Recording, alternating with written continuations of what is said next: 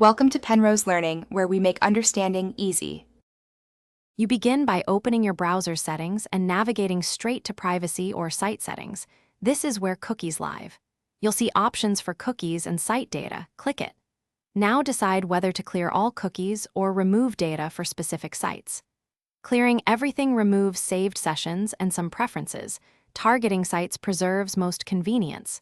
Once configured, make the choice and proceed to the removal controls. This step ensures you're acting deliberately rather than erasing important logins unexpectedly.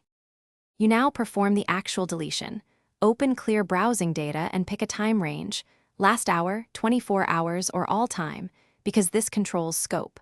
For precision, go to View All Cookies and Site Data, type the domain name, and remove only that site's cookies so other logins remain.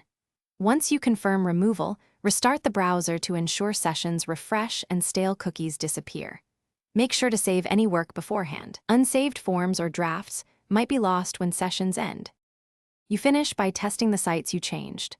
Load them, sign back in if necessary, and verify preferences. If a site behaves oddly, clear the browser cache too, because cached files can conflict with cookie changes. Also disable extensions temporarily. Privacy or ad blockers sometimes block cookies incorrectly. If problems persist, reset browser settings or create a fresh profile to isolate corruption. One key tip: if login loops continue, check system clock and cookie permissions.